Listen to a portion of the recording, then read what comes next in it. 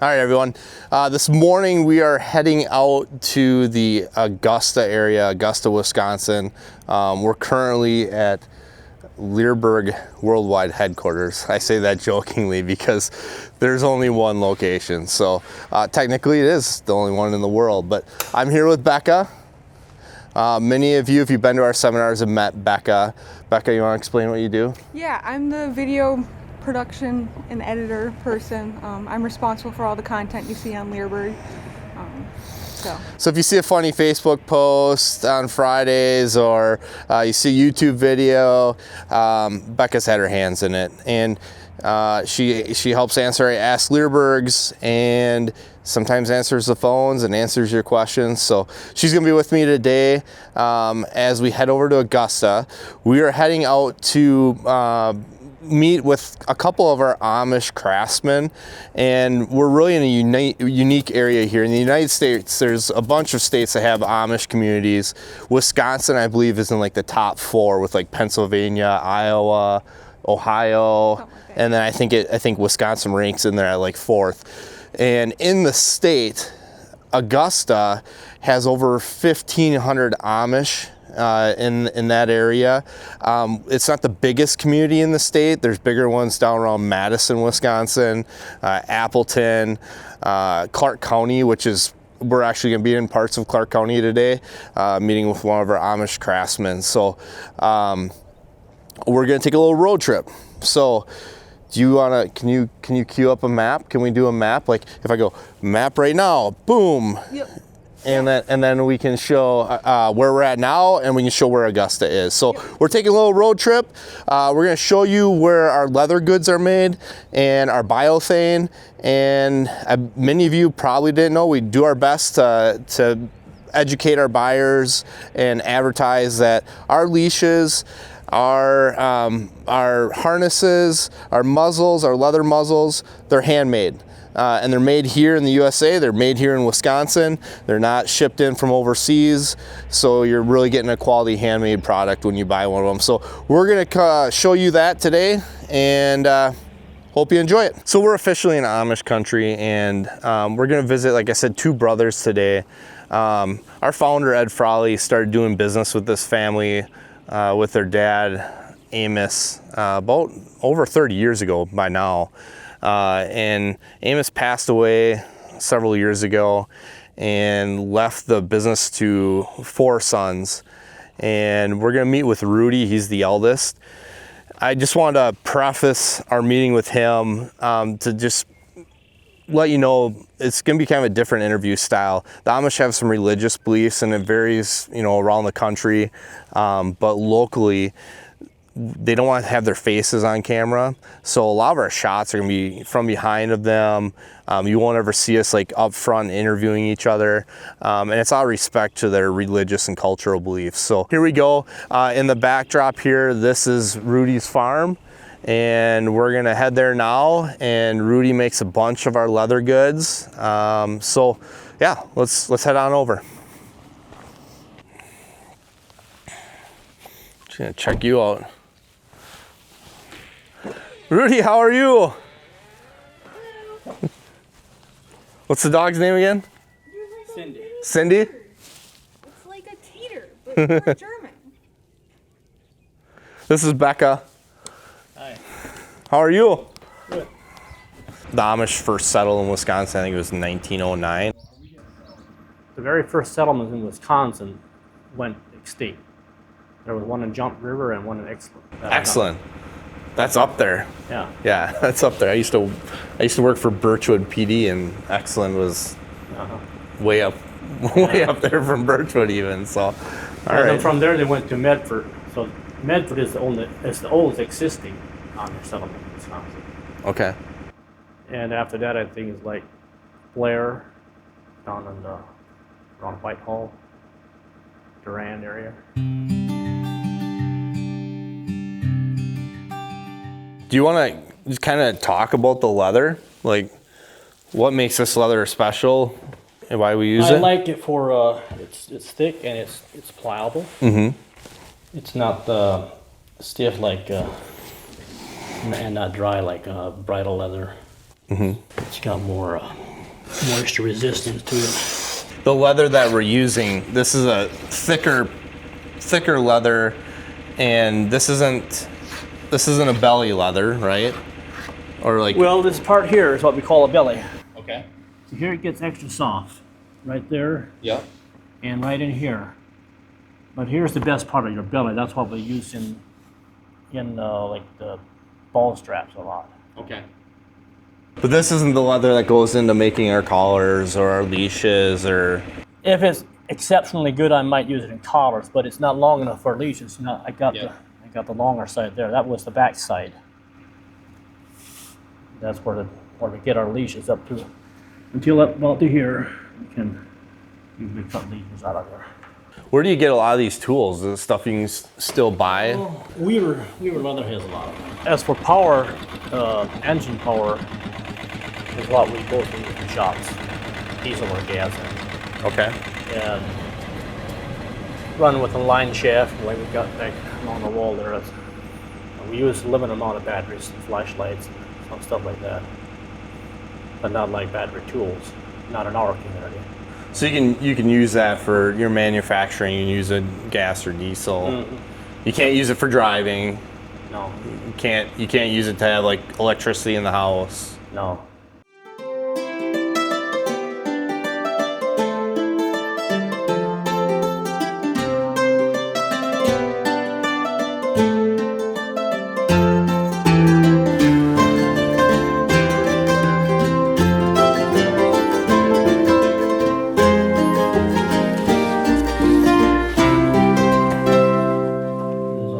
Is that just smooth out? Rounds the edge out?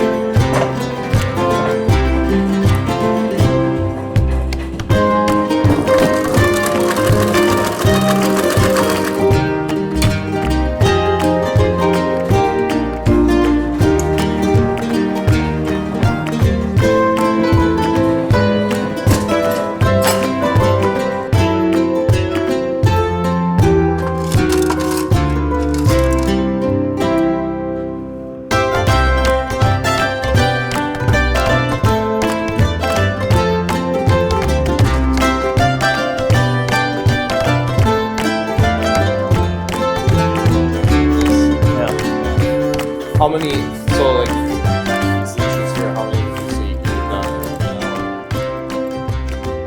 Well, 100 in a day is kind of Standard. yeah. Yeah, that's a lot. Small collar. Small is 24.5-inch cut length.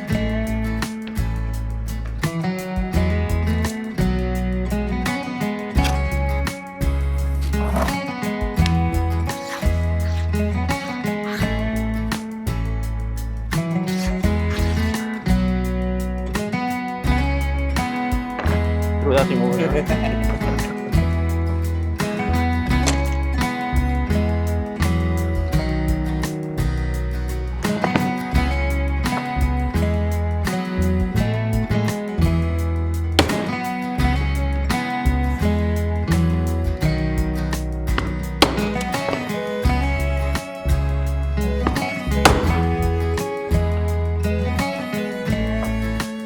This is where the buckle goes in.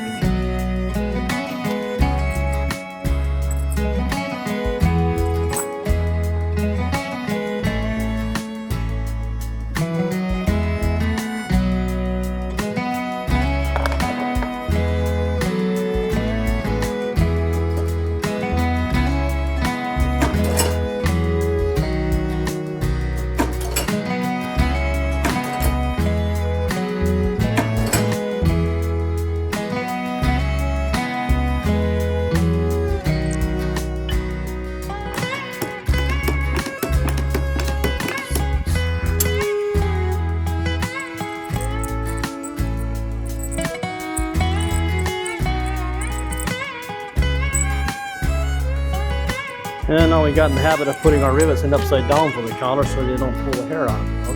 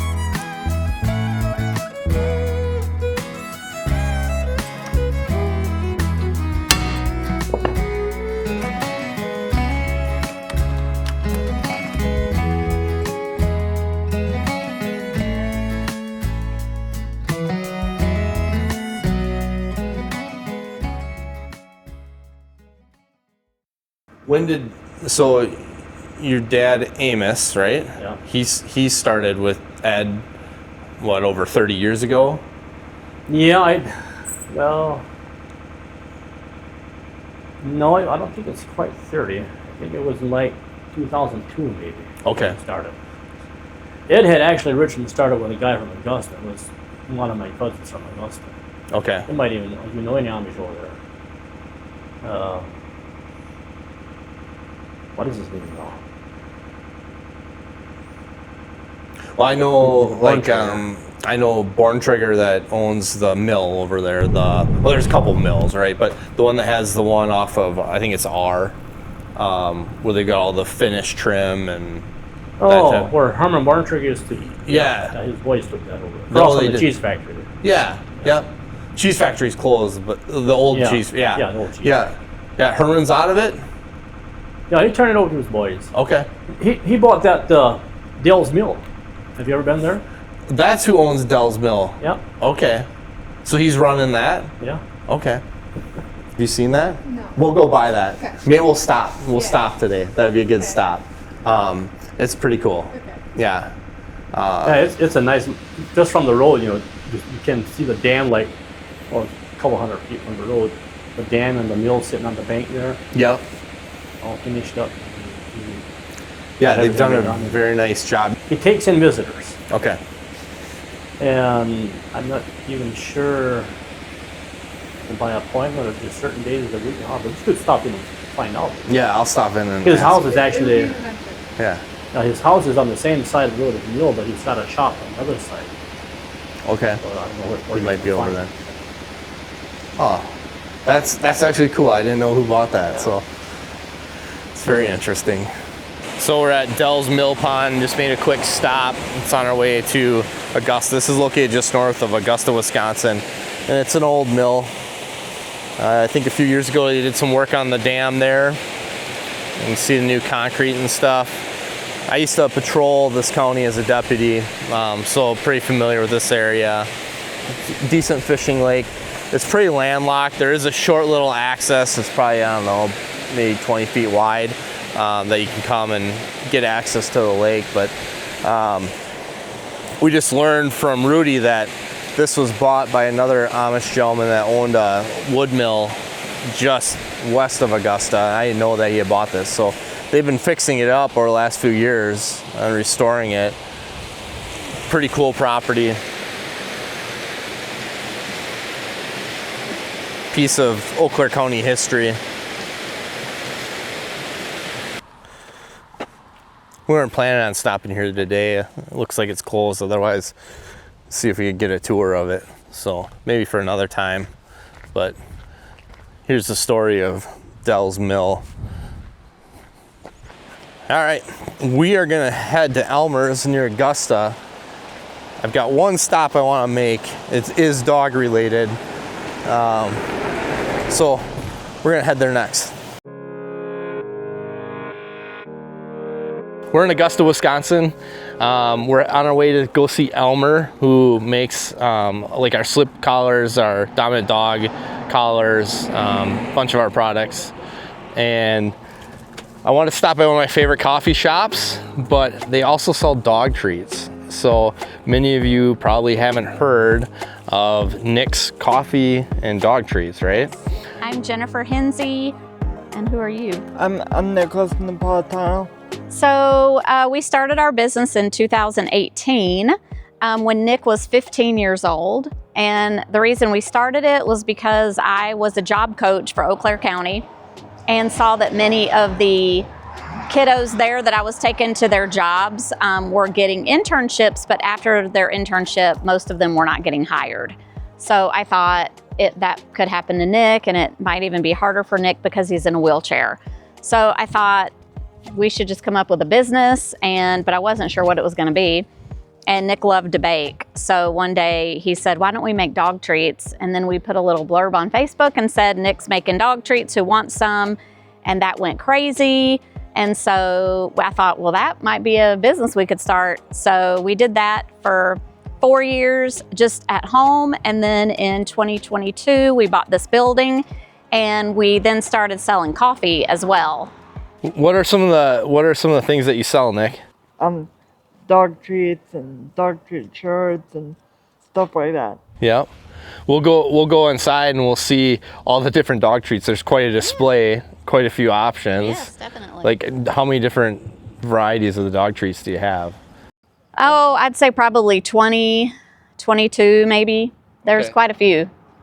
Yeah, they're made out of oatmeal, peanut butter, and banana.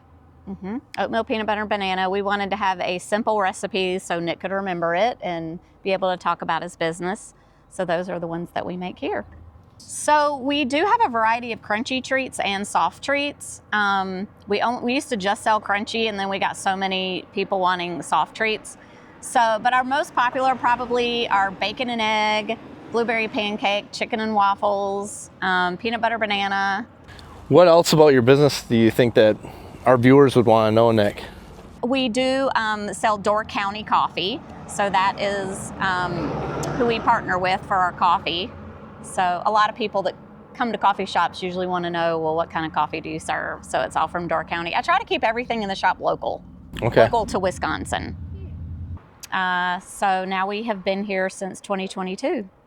Jennifer, you were telling me you guys have a foundation as well. Yes, it's called Nick's Dog Treats Foundation.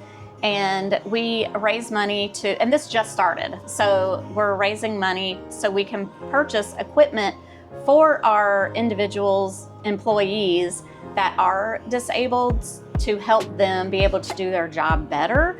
And also so we can have interns come in and train them how their job would work out if they left here to, say, go to another coffee shop, because their internship here would be a job experience. Okay. Just because our shop is so small, we can't hire everybody. Right. So ours would be training them to move on to another job. Get them some skills and Yes. train them so they can go. Okay. Interesting. Yes. Yeah. So Nick recommended the blue raspberry lemonade, and it's pretty good. If you get near Augusta, Wisconsin, I highly recommend that you stop in. You can check them out at nicksdogtreats.com, and you can probably check them out at leerburg.com in the near future.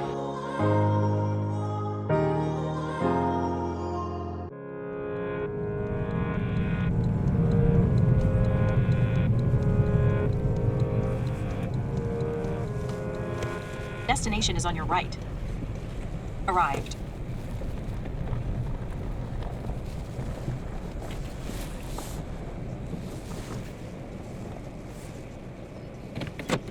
All right, so we're at Elmer's, and Elmer makes all of our dominant dog leads and our dominant dog collars, our slip collars. And so we're gonna head into his shop here shortly, and he's gonna show us how he does that. So of the three brothers, I'm assuming Rudy's the oldest. Who's the youngest? I am the youngest. I'm the youngest in the family. You're the baby? Yeah. I was the baby of the family too. Oh, did you ever tell your brothers and sisters if they complained that you're baby? Tell them, yeah, who babied you? That's true. me. That's true. And your older siblings certainly didn't baby you, I'm sure. Well, no, well, maybe some. You know, the young is always kind of a pit. And Rudy was telling me, I didn't realize that Amish kids only go up through the 8th grade. Yep. We've always done it that way. Except there's a few communities that might do some schooling, you know, up to 16-year-olds. At what age do you kind of, like growing up in the Amish community, at what age do you kind of have an idea of what you're going to do for a job or for work? Or? Well, for one thing, we don't have our own money until we're 21 or married.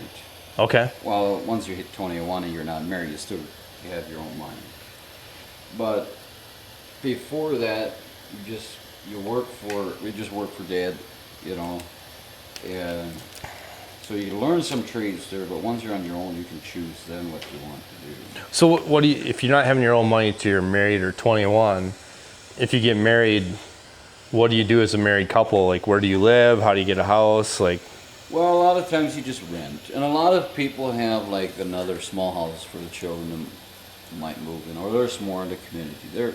okay. We have usually some houses somewhere where they can rent. You know, like the sawmill owners will maybe have a house or two for their workers to Okay. rent. Okay. Because that gives them workers that way too.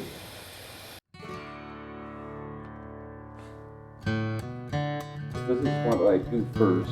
Okay. And I put it together. I did some, just so we have some to do, and then we'll go to stitch it. Okay. So what are we gonna make right now, Elmer? We'll be cutting the rope for the collars. I did cut some leashes, so I doesn't have to cut leashes with it. Sure. Are you gonna make a dominant dog collar or what? Yes. Okay. So I have to wet my fingers so this stuff doesn't stick as much. That's not good.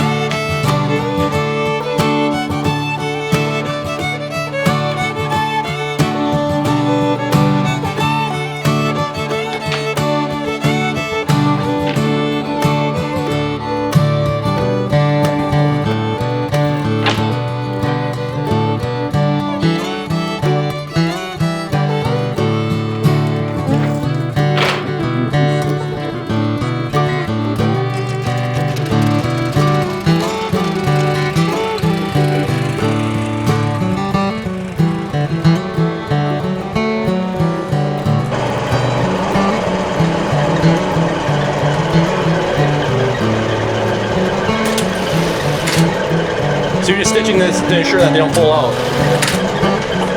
Hold already pretty good. Yeah. This really guarantees they're gonna stay.